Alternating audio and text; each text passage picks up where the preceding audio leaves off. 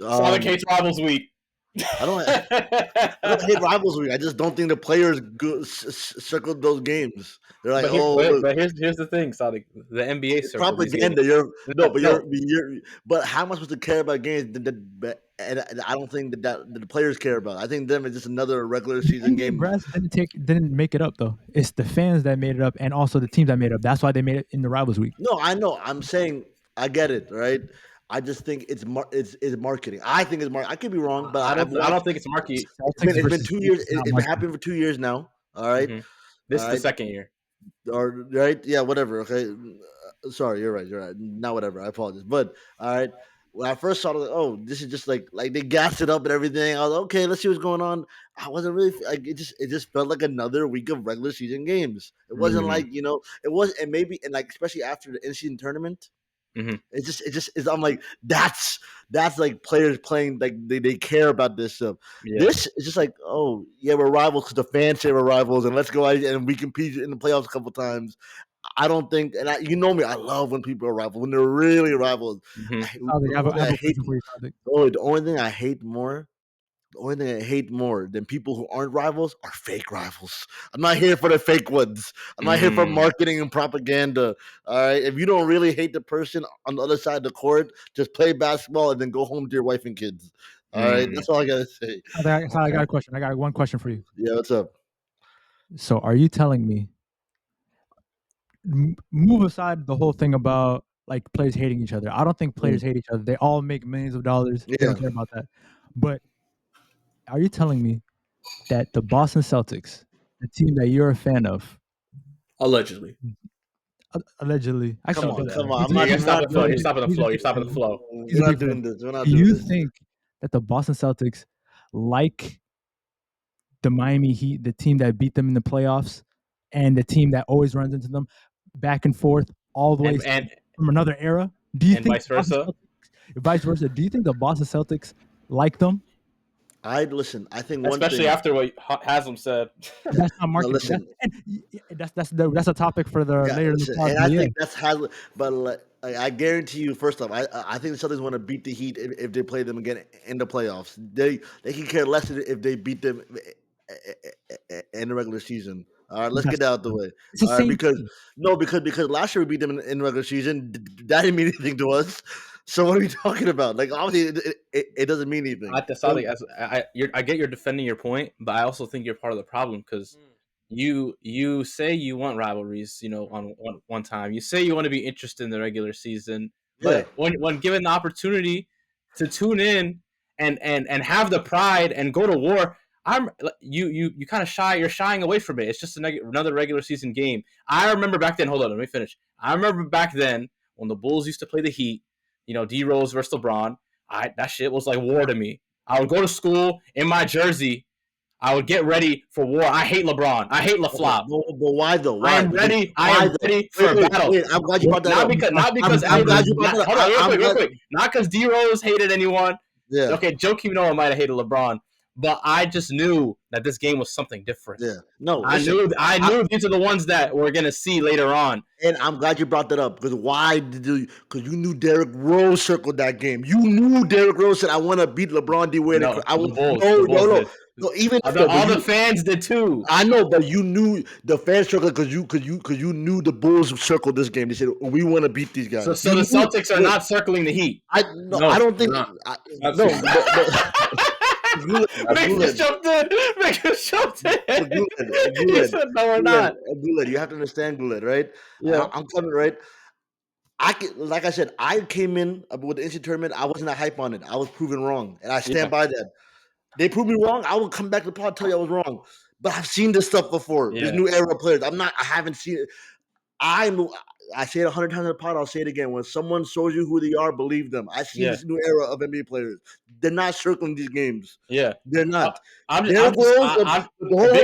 Fish has this game circled, and I'm not going to let him say he doesn't. You know why? Because he's the only one in the world on a Wednesday night at 3 a.m. who'll tweet, "I hope Jimmy Butler's having a bad night." He's that person. He's that person who does that. Listen, he can't sit here and tell me that doesn't matter. 3 a.m. for you. Hey, you know what? If Big Fish was our star player, if Big Fish was our star player, let me tell you, if I knew he hit, I would have been right there with him as a fan. Like, let's go, Big Fish, score 40 on him today. But you felt back in the day, and right, I'm just gonna say this and move on. Right, the reason I'm not high on this rivalry week, whatever, I think it's propaganda. You knew Paul Pierce wanted to beat Kobe. You knew KG every game to him was personal, especially if he's in a star. You knew Derrick Rose wanted to be the best. He said, "I'm coming after the best." Okay. You knew what these players. You knew Kobe said, "Oh, is the Celtics after Celtics?" Like Yeah. you knew this stuff. Are you telling me right now, all right, that the Heat? I guarantee you, after the game, no matter who wins, Jimmy and Tatum will hug. That's Okay. like, you know what I mean. I get it's not the same. Let's see. Let me do something though. Let me do something though. I'm gonna read y'all a couple games from rivalry week, and you guys tell me wait, hold on, real quick before you do that. Welcome to 5-on-5, guys. We just dove right in. We just dove right in. If we edited this right, the intro should have played before, or no, you already heard. Or is a new intro coming out? I'm all messed up. Okay, we'll find out in post editing. But go ahead now. Sorry. Yeah. You kind of threw things in a jumble. There's some things we wanted to say before that, but it's okay. It's okay. We'll get to that in a second. I saw 6 minutes on the clock. I said, "Damn." I'm gonna read a few games. You guys tell me if they move you or not. All right, if they're rivalry or not. Okay. Knicks Nets. No. Nothing there. Nothing there. I think it's for New Yorkers. It's there. For New Yorkers, it's there. For the personal, I understand. I'll say my point of view. The Knicks. No, don't get into a long one. Don't get into long. I'm just saying the Knicks fans thinks the Nets they don't belong in the city, as they say. Yeah, there's a lot of games like Lakers Clippers. Yes. There's something there. There's something there. I think there's something there. I still think LeBron will a little bit. But I think LeBron will still hug Kawhi after the game. But there's something there. Here's why I think that game matters a little bit more, even now. I think the Clippers are very hot right now, and the Lakers are not. I think this could be a chance for them to take their city back. Yeah. Okay. Suns Mavericks. Yes. That's the one I watch. Okay. That's the one I watch. Okay. I got Thunder Spurs here. I don't think that one is all that fantastic. No, that's a beat. I don't know why that's a rivalry. I think OKC Wolves would have been better. I don't think the Wolves should be featured on anything right now. Is there a vacuum or something on right now? Okay. Okay. All right, moving on. Celtics, Miami Heat. Well, how do we feel about that? We just talked about it.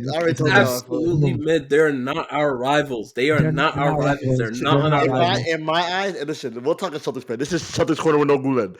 Yeah. And they beat us already, brother. We got to see them in playoffs. That's the only way we got to look back. The thing is, I'm not fear the Miami Heat. But I'm so sorry about that. All right, we just talked about the Celtics and Miami Heat. Now we're at the Kings and Warriors, Guled. Kings and Warriors. That's a washed rivalry. No. I think this is an up and coming. They showed us. I don't know if you guys watched the Warriors Kings, but there's some of the most exciting games that I've watched, at least in the past year. Every single time, De'Aaron Fox goes at Curry, and it's a great point guard battle, and it's always it's always a high scoring game. So I think that's a good one. The rest of them. Mavs Hawks, I don't think it's all exciting. Trailblazers Spurs, not exciting. Heat Knicks, that one has a lot of history to it, and those used to be very violent, and I think that one's not bad at all. Sixers Nuggets is a big man battle between Embiid and Jokic, and then Lakers and Warriors. So I would say about like 55 to 60% of the games are actually pretty good for the. I would say like 20. I'm being honest. I'm dropping that down to 20. How many games are there again? There's like 10 to 12. 10 to 12, and you think? I think 6 of them are interesting. Which 6? So did you. Which ones? You agreed with the first 3. Which 3? Which 3? Actually, not just you. Knicks, Nets, Lakers, Clippers, Suns, Mavs. Suns. I said Lakers, Clippers. There might be something there. All right, there is something there. Okay, all right. But like I'm talking as like product watching people who want to beat this team badly. All right, Suns Mavs is number one. You just want to fight. You just want to fight. Well, not fight. I'm talking. It's rivalry week, right? Or how do we say that? I can't even say that word. All right, you're telling me, right? Your rivals, like these supposed rivals. It used to be. I want to be. I know Devin Booker is pissed off at Luka. He wants to go beat him. Yeah, but you're thinking about it in the current context when rivalry also means historic rivalries. But these players aren't playing historically. Let's talk about it. Well, I think that's not true because I think the Celtics play for their older players. We do. I think putting on a Lakers jersey means something more, even though right now it might not be that. I think it's up to. I mean, you still got to keep the history going. You know what I mean? I know. What I'm saying is, I feel like that the feeling of history. Like I keep comparing to us as kids when we were watching. Okay, Sadik, we get it. You're old now. Okay, no, but like all of us are still in our primes. Go ahead, Big Fish. You were waiting patiently. I just feel like if Sadik wants to see two teams not like each other and knock their heads off, go watch football. You know, it's not about that. It's not about the fight. No, Sadik. Let Big Fish go.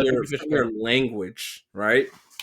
What I'm hearing is that you're saying, why are they dapping each other up? Why are they doing this and that?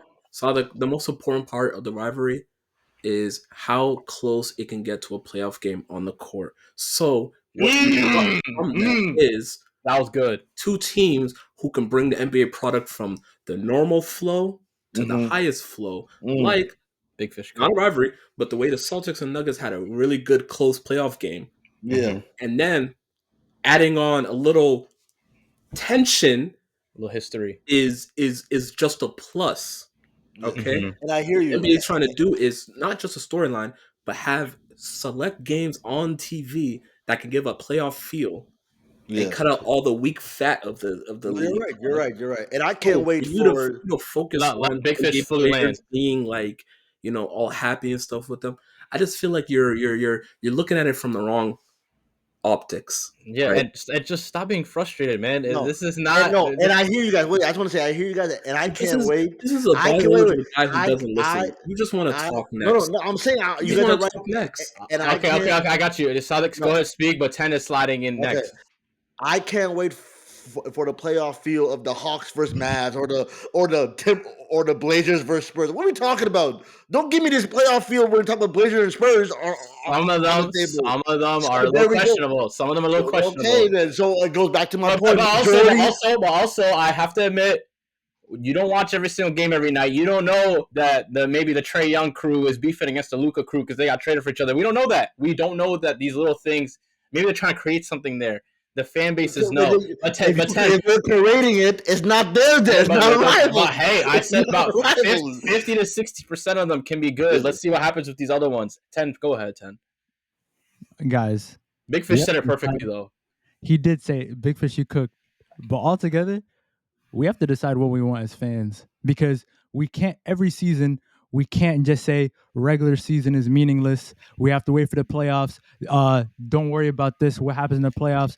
And then when the NBA actively sets up things like the in-season tournament and then Rivals Week and craft together meaningful games that feed off of rivalry in the playoffs to make people care about it, we can't just say it's marketing. Of course it's marketing. Everything in the NBA is marketing. But the thing is, they make these games so we could care about them because we actually do care about them. And then also, Sadik, all of these aren't rivalries based on people that have beef, except like the Mavericks and Suns. Of course, they are talking trash to each other in the playoffs, right? But the thing is, a lot of these are long-standing rivalries. Like, for example, the Battle of LA, the Battle of New York, Celtics have been going at each other for the last decade. So if the NBA is trying to capitalize it while trying to make it entertaining, so we don't just wait for the playoffs, especially when the NFL season is in playoffs right now, and then the NBA ratings are low right now, and they're trying to get viewers. We can't really blame them for that. You made very good points, and we're gonna get on to the next topic. But I just hold on, I'll respond to that. I know you can respond to it, but it's my turn. Okay, we should next topic. I say we're gonna get on to the next topic soon. He's not even listening, guys. And I am listening. He's shaking his boots. How did I hear you say? He's shaking his boots. This is not a debate show. This is not a debate show. Anyways, they can even spice it up by making these teams wear older jerseys. And Nike has been failing, by the way, on their jerseys. That could be a topic for a whole other day. But they could wear old throwbacks on some of these matchups, or all of them. I think that'd be exciting. Go ahead, Sadik. All I'm going to say is, all right, for lack of a better word, I hear what you guys are saying. First off, the in-season tournament and a Rivals Week is not the same thing. Let's get that out of the way. I'm not listening to that. Respectfully, 10, I'm not listening to that. He didn't say the same thing. But he put it in the same sentence. So he said, the NBA trying these things, blah, blah. NCAA tournament, 10 out of 10. Rivals week is marketing. It's not the same, right? All right. Marketing. So It's look, not just marketing. I guarantee you, go back to the games NCAA tournament and go back to these rivalry games, whatever after it happened. I'm talking the way the players play. I'm not talking history. The way the players play, it's not gonna be. I know for a fact Devin Booker is gonna go at the Mavs. I know for a fact, all right, that actually that's it. The rest of them, I don't know for a fact if they're gonna go at each other. What you're saying is So what you're saying is we're gonna force you to watch one of these games you don't want to watch. That's what you're saying. That's what And you're gonna report back to us. What I want is the feeling like, wow, those I'm talking like those guys wanted that win. I'm gonna say a term that's never been said for basketball. They say it for soccer all the time. I want them to go play for the badge. I want to be like, we're getting this dub no matter what. And if they lose, you lose, fine. But show me that. That's what I want. Blame it on marketing when they actually set it up, though. Can we wrap it up? This brother's looking at the game through soccer eyes. Yeah. He doesn't. No, I think everyone made good points. I think everyone made good points here. I think he made good points. I think Big Fish. Well, he is on the suspicious end, which is whatever, he can do that. But I know for a fact I've watched some of these matchups that maybe aren't as exciting, and I think they're fire. I think there's a lot of good stuff there. I see what they're doing with almost all of them. Some of them I don't understand, like the Trailblazers Spurs. Oh, that could be Scoot and Wemby. Yeah. There's legit only like one bad team in the league now. Every other team is viable. I think the Wizards are complete garbage to watch.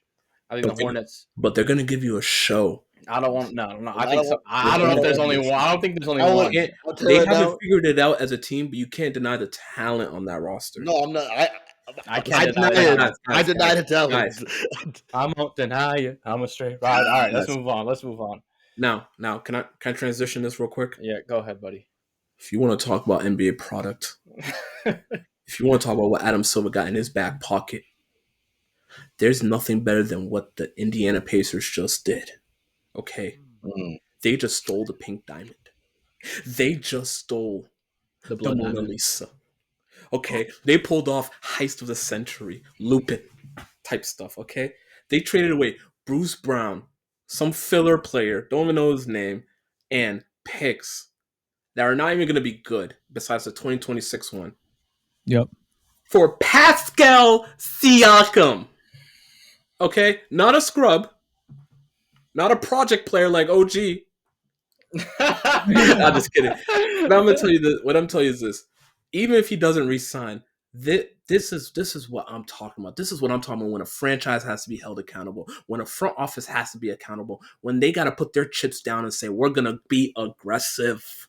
Okay? Not like Atlanta when they say, well, let's be aggressive and end up with DeJounte Murray. Okay? This is an all-NBA type player. This is a hooper. This is a champion. This is a proven all-NBA player. Like, this guy is maybe... I don't know what his counting stats is, but I will safely say he's a top 15 player right now in the NBA. 15? Oh, sorry. He's towards the end of that 15, and you're gonna have to make an argument at that 15. By the way, I said roughly. Yeah, okay. Put him in at 15. I don't know what his counting 15, stats 20. I don't comfortably put him in a 15. What? You could squeeze him in there. What Indiana just did was pair up their jumbo dynamic creator in Tyrese Halliburton that has the Indiana playing at one of the best paces in the NBA and a high volume shooting 3-point team that kept Buddy Hield in this trade, by the way, and Obi Toppin. So I don't know how they did that. And then just added a mid I want to say mid-range, but I'm trying to say that area, that free throw area type bona fide scorer. Okay.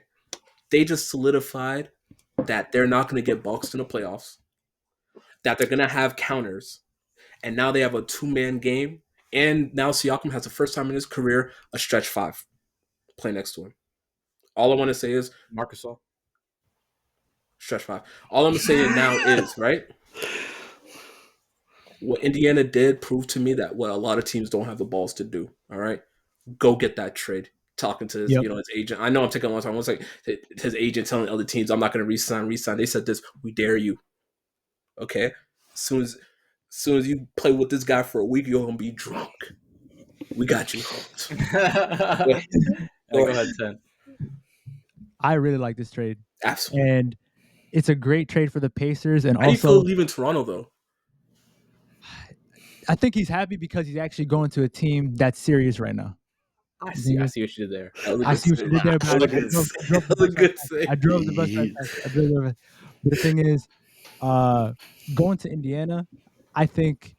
First, talking about Indiana Pacers as a whole, I think they finally showing that they're serious, Mhm. and it started with that trade for Tyrese Halliburton a couple Mhm. of seasons ago, and what a lot of people are saying is the thing is for the Pacers, they didn't have to trade for Siakam right now because he's an expiring contract. And the thing about Pascal Siakam, why it took so long to get him off of Toronto, is his agent told all of the other suiting teams that, hey, I'm not committing to anyone right now.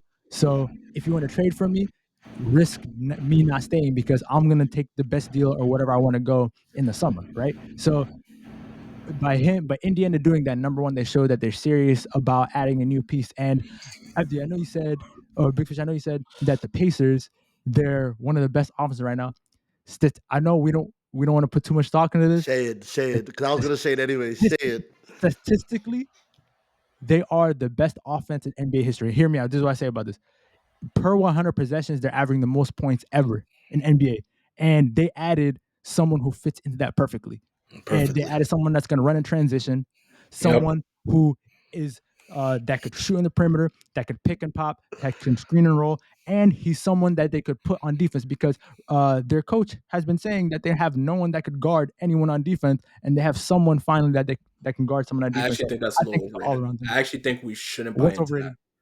I actually don't He's think we should. sufficeable though. I Like don't he's not. think, like, obviously as an NBA player, he's gonna About his suck. I defense? didn't mean to cut into your time. You're talking Obviously, I about think as an NBA player, Yeah. he's gonna play defense. Obviously, I do think he might you might think chemistry wise, but I don't think we should buy into him improving like consistently that team's defensive identity at all. I don't think we should put that on him. Okay, Yeah. that's all I'm gonna say. That's all I'm gonna say. Yeah, that's true. He's not going to change the identity. Yeah. But in terms of crunch In time, playoffs time, half court you offense. need he's someone. I love Halliburton, but when are we going to hold the 6'5" player accountable for being one of the worst defenders in the NBA? I love Halliburton. I love him. Listen, when you score that much and pass First of that all, much, you get away with it a But you little can't bit. keep I mean, you can't keep no one in front of him. No, I don't Go know. ahead. I don't know if it's you can't keep anyone in front of him or if they just don't prioritize that side of the ball. yeah, Because and also they be allowing. I mean, Like, he's just trying to get the ball. He's just trying to get the ball back again. Just as get, quick as he get can. yourself to league average. But go ahead, Tim. yeah, I mean that's a fact. They don't prioritize defense at all. And also, Tyrese Halliburton does so much for their offense. Do you expect him to strap anyone on defense? You need someone else on the team to pick up slack. I That's expect what him not to be the second worst defender in the league. I mean, you're the second worst defender in the league because your team is that terrible at defense. Listen, That's not true at all. No, listen, they could throw on someone. But go ahead, Sadik. No. First, I just want to say about Halliburton's defense. And you guys know me. I love a good defender. There's nothing more I love it. But if Halliburton not playing Halliburton's defense is just score more points to the other team. That's why like what they're doing. Shout out to Rick Carlisle. What they're doing as a team is not a mistake. It's not a fluke. Now it's different era as well. Like we gotta understand that different era, different rules. But like they're a high scoring team, like 10. I'm glad you said it because I had the same exact notes. All right, the historically best offense of all time that added a all NBA player. All right, who will give you 20 plus a game. Exactly. All right, who will give you 5 assists a game. Like that's Big Fish. Put your hand down, bro. You think this is a comedy what do you show? want? I have a great question. Hit me with it. Go ahead. Put your virtual hand up next time. And 10, you stay out of this. Okay. The Guled and Sadik, right? Who's the better duo right now? Fox, Sabonis, Halliburton, Siakam. Right now, who's the better duo? Why are you not gonna throw Brunson and Randall in there? That's what I was waiting for. No, he's doing it because the Fox Halliburton trade. Because it's Brunson and OG. But go ahead. I take Brunson and Randall out of all three of them. Okay, just answer my question, bro. Stop being difficult. It's a tough one. I think I little would weird. have to go. I would have to go with Halliburton and Siakam, but I don't think Sabonis and Fox are that far off.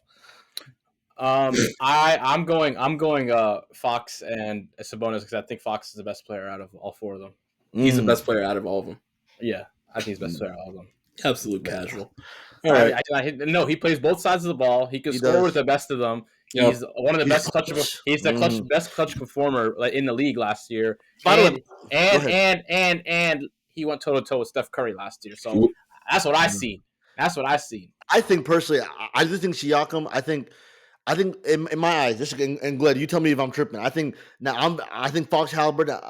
But they're very close in my eyes. As far as I'm going off current play, but I'm not. I know the playoffs. I'm going off what I see. This very close. I do think. I think Siakam might be just a little. He might give you a little more than Sabonis. I think it's super close. And me personally, mm-hmm. a little more. I just am really skeptical about Halliburton's production or being able to keep up that production he has in the playoffs. And, fair enough. I think a lot of his assists come off that fast play, which everyone knows in the playoffs the game slows down, and he's shown that he can perform like even in those moments. And but what did the Lakers do? They doubled him, so now he has like Siakam, and I think that helped out a lot. But I have not seen his half court game enough for me to. They're also top 3 best half court offense in the NBA, by the way. Yeah, I'm talking about when it gets really tight. Like, when your shots aren't hitting like they used to. Because in Guled's book, you're not that guy until the playoff times comes around for sure. Unless you're Randall, it is what it is. Yeah, it is. Like we can't say the guy that has his team the best offense in the NBA and NBA history is not like that because he has to go do it in April. I have to wait until April. I mean, that's the same reason we didn't think Harden was all that great, and also sometimes Embiid. I mean, Harden's a. Let's not get into this whole thing with Harden. But we know what he is. We know what he is. And hey, buddy, you know what he is. You know for sure. He had you guys backs against the wall, and you weren't even scared. You weren't even scared at all. What did you do? Hey, Big Fish saw firsthand what happened, buddy. You see my hand shaking? Do you see my hand shaking? Bro, they had Doc Rivers and James Harden, bro. The Big Fish was like, without 3-2, not worried. Also, okay, wait. I just want to say real quick about and go back to the Siakam trade. Again, I think this trade is great for the Pacers. I don't think them. Yeah, but I don't think the Pacers would have gone and made this trade if they didn't. Siakam didn't tell them, "Yeah, I'll resign." Now, again, I say it all the time to every NBA player, every team. That's true. If it's not on paper, brother, he's allowed to go back on that word. No, he's allowed. I think this is a tryout season for him as well because because terrible, but. I don't know. First of all, Masai, I think for what he had and how long he held him for, I think he got decent return for Siakam, especially real quick. I'm gonna cut you off but that's the next thing I was gonna say. I think the Raptors got a great package for someone who was not going to return. We knew I disagree that they got a great return because I think they should have let go of him. They should have let go of him a year or two ago. Everybody knew the Raptors were nothing. We can't speak in. Yes, you can. Yes, you can. No, if you're talking about what he got for them right now, I agree. He got an expiring deal, but the second Kawhi left. And after year or two of the Raptors last year was the year to trade him. I agree with you. Last year was the year to trade OG. No, they got a good return for OG in my opinion, and that's someone who's not an expiring deal. Yeah, no, and I understand. I'm saying this like the whole core. I'm just okay. Like again, I'm not saying OG because like we had that argument already plenty of times. I'm saying the OG Siakam, the Van Fleet, that whole core. If you were going to trade them, last year was the time to trade them. It was last year. But go ahead. Like I was saying, I do agree with you last year with all that, but we got to look at it now. Like what is up? But I don't know if it was a scare tactic, but they said they weren't going to give him the max no matter if he re-signed with them, the Raptors. So, and he was being very picky about his situation, so he wanted to go to a contender that fit him.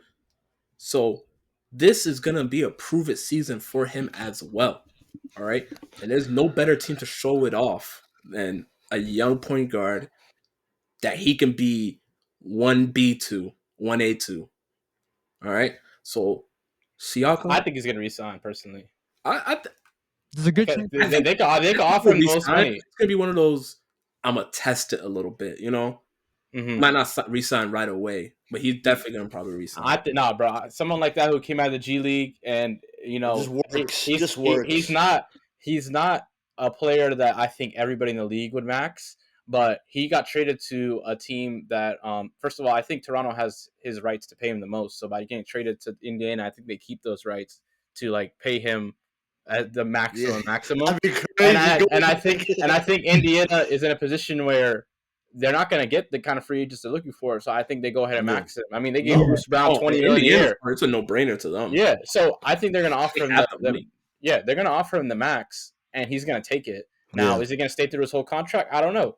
But I think by getting Halliburton and Siakam, that you have something to work with, and I think that it's a step in the right direction for them, and I think for all parties it works out. But I'm not here to give Masai a free pass. I know he's our African brother, but that brother should have got rid. He should have got rid of them. He should have got rid of them a few years ago. You said for his dumb decision to hold on to these dudes for the market, and then like what he got for them at this point right now, what the market rewarded him for it, we don't think it's that bad. Yeah, it could have been worse. Yeah, but Raptors fans might be saying, "What the hell?" Like, dude, if we're gonna trade him, you might as well. You might as well done it last year. An All NBA player, bro. Just think of Bruce Brown for All NBA player. I think I keep saying it, guys. I think you guys need to recognize. I say to everyone, all right. When a team sells their best players in their core, what they want are picks. And I'm not looking for this player. They want picks. They wanted to get picks, as many picks as possible. The Thunder started it. Then they're gonna flip Bruce too. They're gonna flip Bruce. Yeah, no, he's gone. He's gone. Bruce going to New York. I put that on your calendar. I don't think so. I don't think he should go there. He's a Sixer. I will say this. I like that fit. Very wish from the bottom of my heart, and 10 you can go after this. From the bottom of my heart, and I'm saying this as a Luka fan. I wish Siakam went to the Mavericks, because I think I like that. I think you always want to build a super team for your favorites, bro. I think that'd be dope. A Kyrie, Luka, and then they finally have like someone who can play big. I'm not saying he's a center, but like that wing big hybrid. That would be a good third. Good. Yeah, that would be that. Personally, I think the Mavs made a kind of mistake, especially for what they traded. I mean, I don't think. What happened to this guy's audio? That shit went crazy for a second. Sorry. He got mad excited. But yeah, I think 10 go. Let him speak. 10 didn't raise his hand. We don't know if he wants to let speak. him speak. 10 go. Let me raise my hand. Do you guys see my hand? Yeah. I'll you. Why didn't you say anything the whole time? Oh no, but you guys brought up really good points regarding the Siakam trade. But in terms of, I feel like the team that should have made the move, I still think the Golden State Warriors should have made that move. I think they are in perfect position. They have players that aren't fitting in well, and they could use that spark and someone that fits into the team perfectly. Andrew Wiggins, even though he doesn't have trade value, I feel like you could package something around him and ship him out. But if you're talking about Indiana, they played the perfect move because, number one, they have someone that could fit into their offense, someone that Tyrese Halliburton could play with. And number two, they could have earned some points with Siakam because they're showing that they took a chance on him, right? Because let's say in the summer when his Indiana Pacers are going to offer him a deal, Siakam could look at Tyrese Halliburton. But the thing is, now, like Big Fish said, they have a trial run. For the rest of the season, he sees how he can play with Tyrese Halliburton. If they play well together, then that deal is more likely to be signed by Siakam. And the thing is, Pascal Siakam hasn't had a point guard he's played with like Tyrese Halliburton. The closest thing he had to a true point guard, Schroeder. No, shout out Dennis Schroeder. But Fred VanVleet is not a true point guard. He wasn't someone that's trying to facilitate it to Pascal Siakam. Sadik, your mic's muted. Number two, the thing is, the point guard for the Toronto Raptors, we're talking about Kyle Lowry about like 3 years ago. All right, so Kyle Lowry 3 years ago, where he was playing decent. That's the closest. That's exactly what I was trying to say. By the way, I'll say Kyle Lowry was a little bit. Kyle Lowry at his prime was a good point guard. Even Kyle Lowry at his prime, he is not Tyrese Halliburton. No, I'm not saying that. Ted, you're not telling us anything new, my friend. Like, what's really going on here? Oh, if you want to talk about something new, what are you talking about? If we're talking about something new, I said they should give it to the Warriors. Should have made a move, and the Warriors. You just said something new. Well, you got. He did. But he started getting back. But he lost me at Tyrese Halliburton's better than Kyle Lowry. Okay. Okay. You don't want the Warriors because the Warriors. Long story short, the Warriors were scared to make a move, and Indiana Pacers weren't. Yeah. But and Ted, I wanted to pick up on that. I don't know. I think the Warriors. You can make that trade, but I'm not gonna lie, they are such a dumpster fire right now that I don't know, by panicking and trading everything for Siakam, you're gonna save the day. I think they're really gonna have to take a sit down this summer and scan the organization from top to bottom, or I fear Steph Curry might not retire a Warrior. LA, here he comes. That could possibly happen. Yeah. No, listen. I think you know what? Let's talk about it because the Warriors suck. I don't know if you guys have tried to watch a Warriors game recently. I think I was watching one. I forget what game it was like 2 weeks ago. I just had it on my TV, brother. That was I'm watching, and I remember like I'm thinking, it's the Warriors are gonna be clean offense. I'm thinking like Warriors from like a year ago. Like not even anything crazy. I'm watching. I'm like, who the hell? What? I'm watching the court, bro. It was disgusting basketball. I'm like, this is. Is this Houston last year? Like, that's how they look sometimes.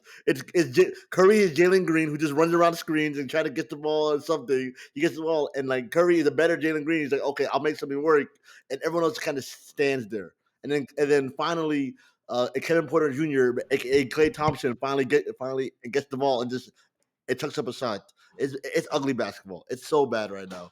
And Steve Kerr, listen, I know we argued about you know what. I'm not gonna talk Warriors right now. I'm just ranting a little bit. I'm off topic. I will say though, we talked about how much of like a dumpster fire they're in, and it doesn't help that recently they did have a loss to their assistant coach too. So condolences to him, his family, the team. I think they even canceled the game if I'm not mistaken. They canceled the game. Two of them.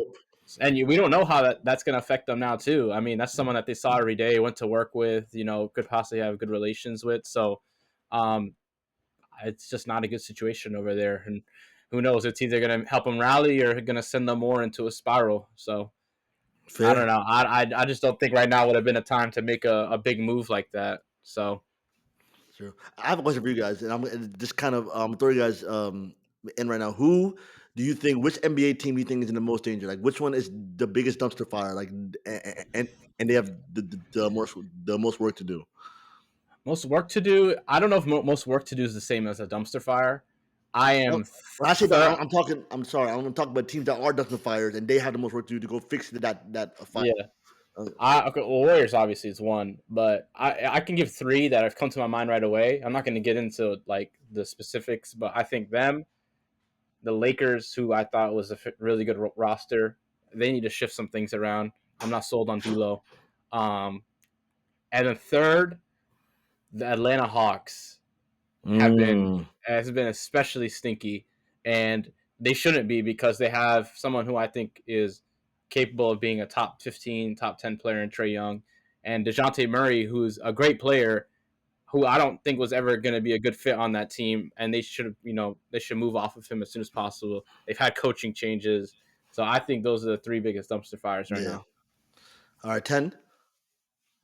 I mean, two of the three I agree with Guled on. I think the Warriors are one, the Lakers are the other one. But if we're talking about a third, I think, to be honest with you, and it's not because of the roster and the people they have in their team, it's because of injury, and it's something that we predicted.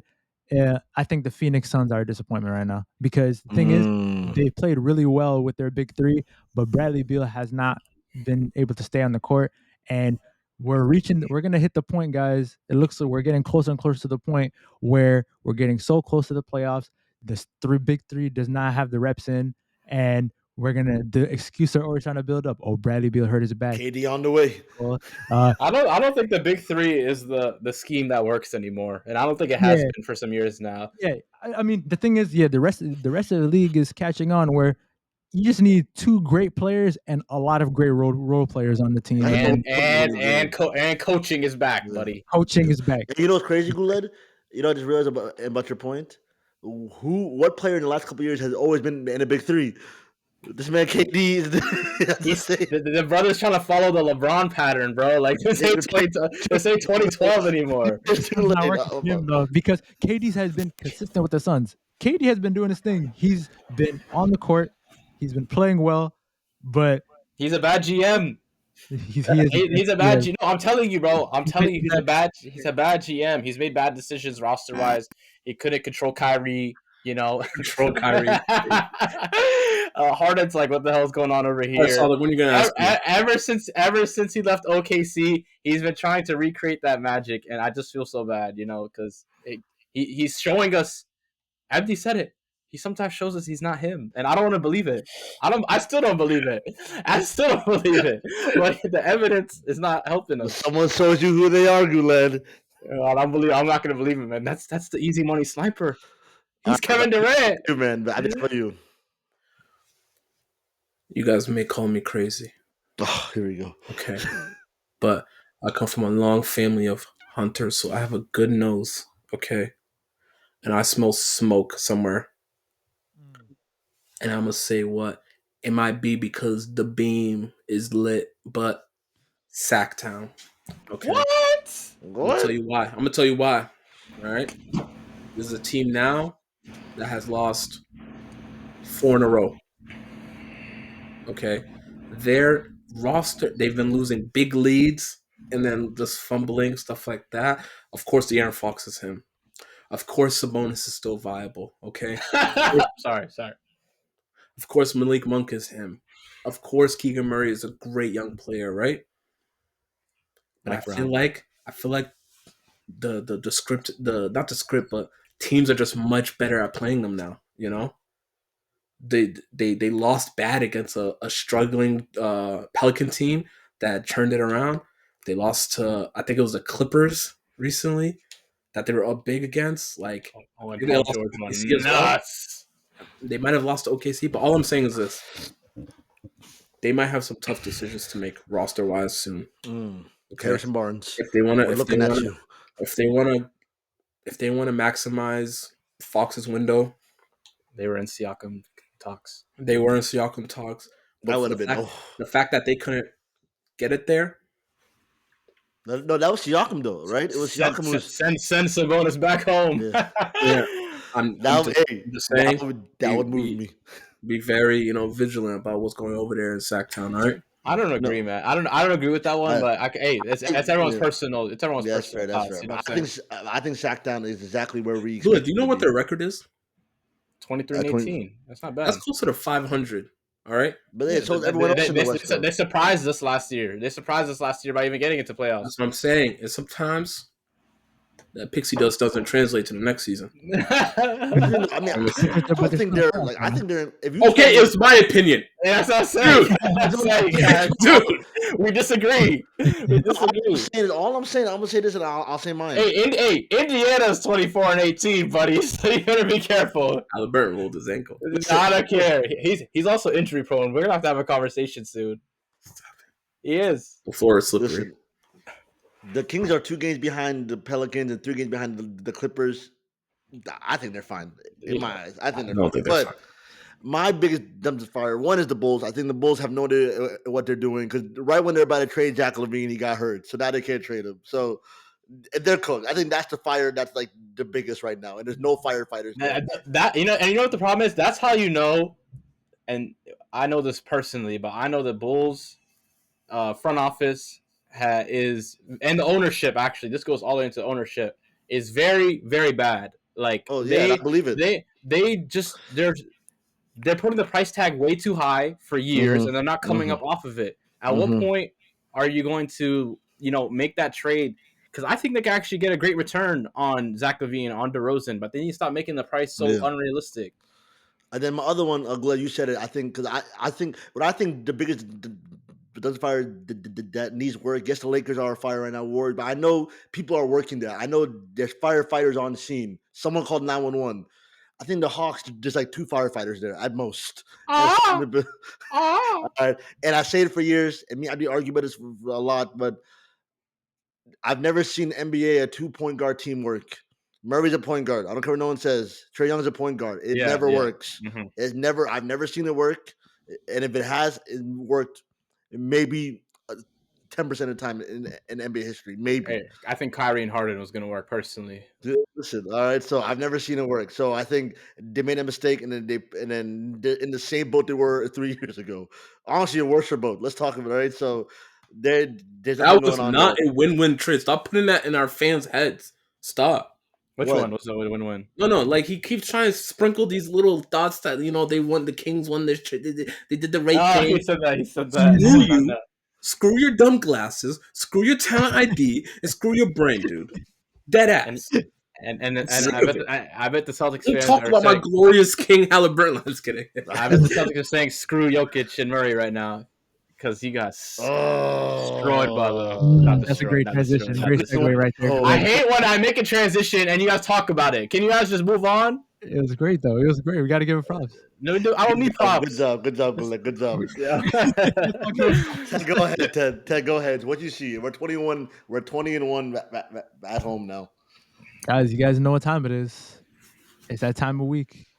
It's overreaction about a Celtics lost time. Well, wait, but Big Fish is gonna downplay it, so it's always gonna balance out. It's just another loss. We have 40 games left. Tatum is still him. Yeah. Last week we lost against the Bucks. Oh, the Celtics aren't that team that we thought they were. This week they lose against the Nuggets. They break the home streak. Oh, now if they face the Nuggets in the playoffs, it's an easy dub. The thing is, Big Fish doesn't have to downplay it because I'm right here. No. I don't like the dynamic of the show. We're getting a fourth person, and I'm interviewing them. Like, he does not have to. Oh, fifth. Sorry. Go ahead. Because, of course, it was a great game. It was a close game. Number one, let's give it to. Speaking of, I know in the beginning of this episode we talked about, it's regular season. We don't care about games. That was a playoff level game that we watched. Mm-hmm. It was playoff intensity.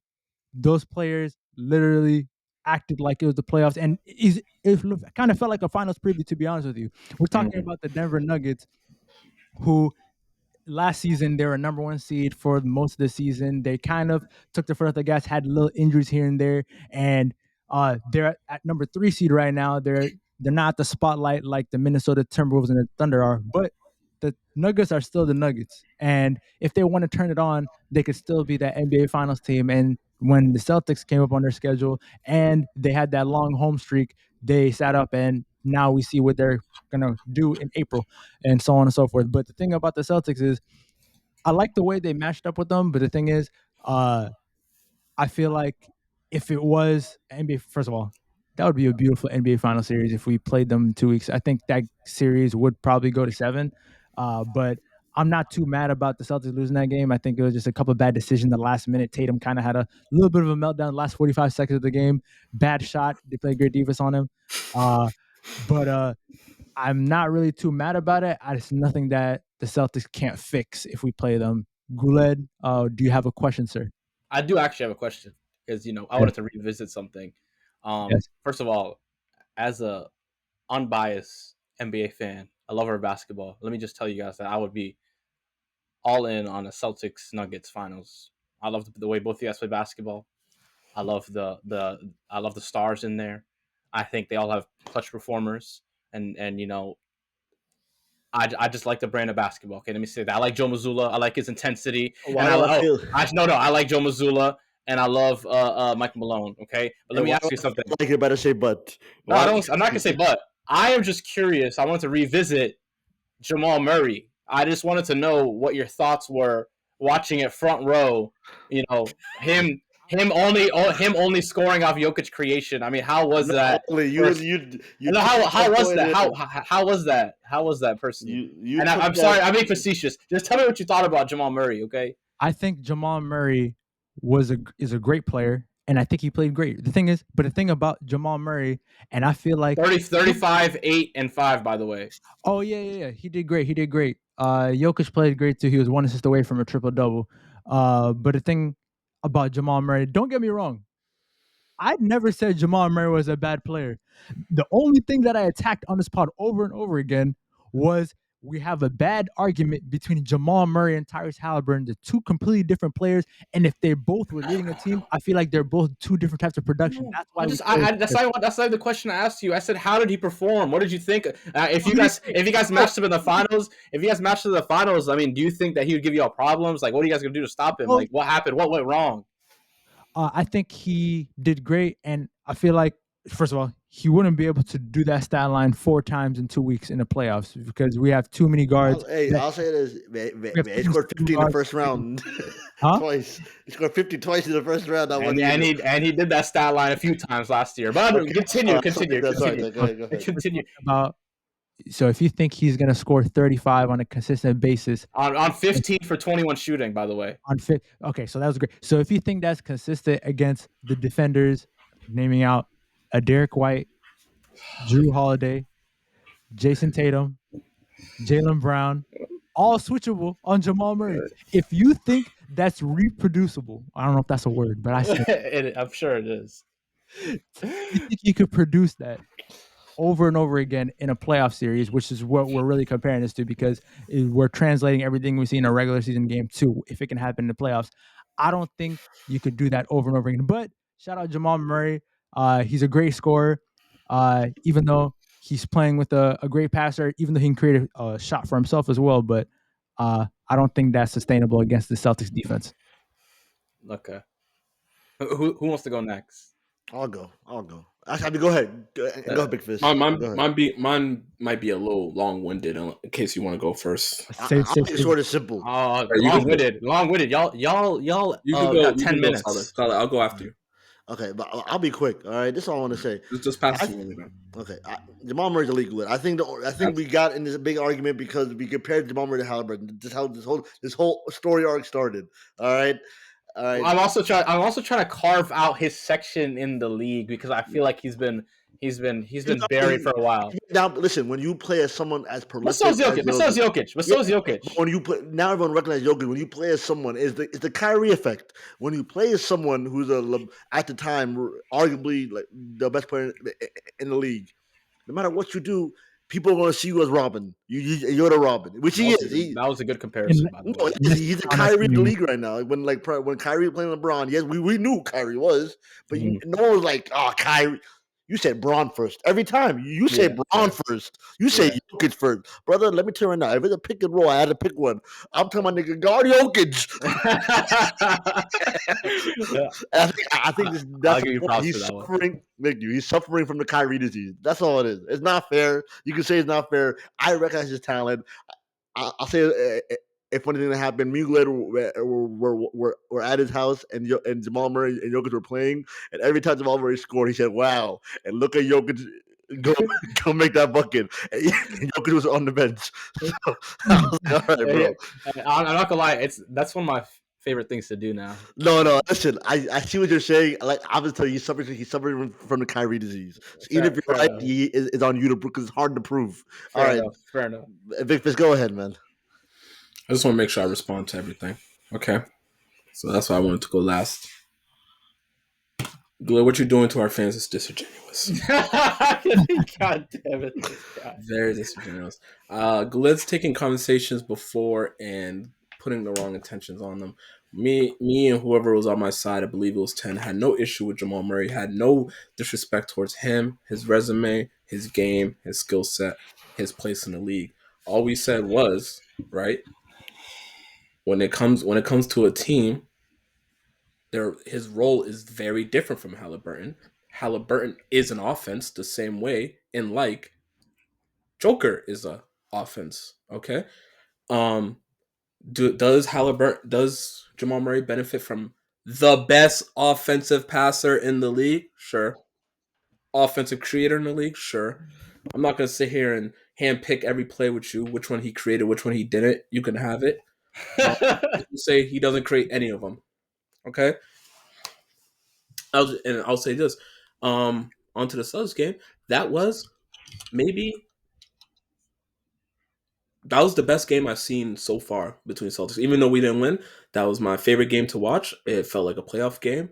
I'm happy. I'm not happy. I'm more content losing our first home game to the Denver Nuggets because it felt like a home game where in the playoffs where you need to have that type of experience when it comes down to it, right?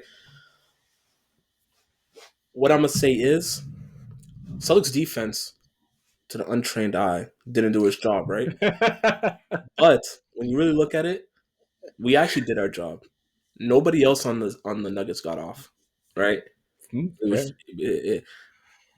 Joker and Murray had to go insane, ballistic to beat us by 2. Where I'm not critiquing them. I'm critiquing the formulas to win, where they had to go ballistic to beat a terrible JT and terrible JB. I'm gonna let you continue. Let me say one thing before I forget it. I think that is a very underrated thing that I give Jamal Murray credit for. That I don't think is a stat or anything. It's like these moments, being able to show up when you guys game plan. You said it yourself. You guys deliberately said, "Okay, you two beat us." I think it's very hard for a player to understand that and to be able to do that. And that's something that Jamal Murray should get credit for in every discussion that you ever have. Absolutely. I gave him the utmost. He hit some very tough shots. Even on JB when we switched him on, which is one of our best on-ball defenders, he was hitting. Yeah. And in the post game, Jamal Murray even gave credit to the Celtics of how many defensive looks we just gave him in like a 2-minute span. Yeah. Which lets you know that Joe Mazzulla is actually doing more than you guys think he is. All right. No, I really like Joe Mazzulla. We mix it up so much. So I was not mad at us losing. I was not mad at the shot JT got at the end. That's a makeable shot. That's our best player. That's the shot I want him to take. It was a makeable shot. It was just unfortunate. Not mad at anything else. I think it was a great game. Honestly, amazing game, and an amazing finals. I would love to have. And I left that game thinking this guy's still the best player in the league. Absolutely. Jokic? Yep. Okay. Best player in the league. And I left that saying till proven otherwise. I'll give Jamal Murray the best 2 on a championship team in the league. I mean, on a duo. He's the best 2 so far to me. No, I'm just kidding. Hey, if Big Fish just ranked up Jamal Murray. Let me tell you that. He just ranked up Jamal Murray. Got the Big Fish there, but yeah, I think we can agree that's going to be a great series for the playoffs if it happens, but we'll see how that goes. But guys, I think we're going to wrap it up there. Great episode, guys. Thank you. I shake your hand, Big Fish. Go ahead and make sure that the announcements get rolled out right now. Oh yeah. We got some big announcements coming up, so we're gonna wrap it up here. To the fans, I know you see us drop every Monday, but this week is a very special week. We want the fans to look out for a very, very special episode. Keep a lookout this week. We have a bonus episode coming out this week, so this Thursday. So wherever you listen, Spotify, Apple, YouTube. I'm gonna say it again. YouTube. Mm-hmm. Are you hinting at something? There might be a hint. New intro alert. I say it. New intro alert. I don't want Sadik. Why does Sadik have to drop something? Hey, man. First live episode between all of us. What? First bonus episode? Everybody in the same room? Guys, real quick. Sneak peek. Ready? A 3-second sneak peek. You guys ready? Stop. Come on, bro. Don't give us a sneak peek. Come on, man. Come on, bro. What are you doing? That literally sounds like the other one. I know the fans, you guys might have noticed that you guys didn't hear intro because we're cooking something. And in the bonus episode this week, actually, it's been cooked, but it has not been served yet. So keep a lookout for the new bonus episode this week. We are debuting our brand new intro of the 5 on 5 podcast, so keep an eye out for that. But in the meantime, whatever Sadik says, good night, good morning, good afternoon. Everyone have a good day. Bye.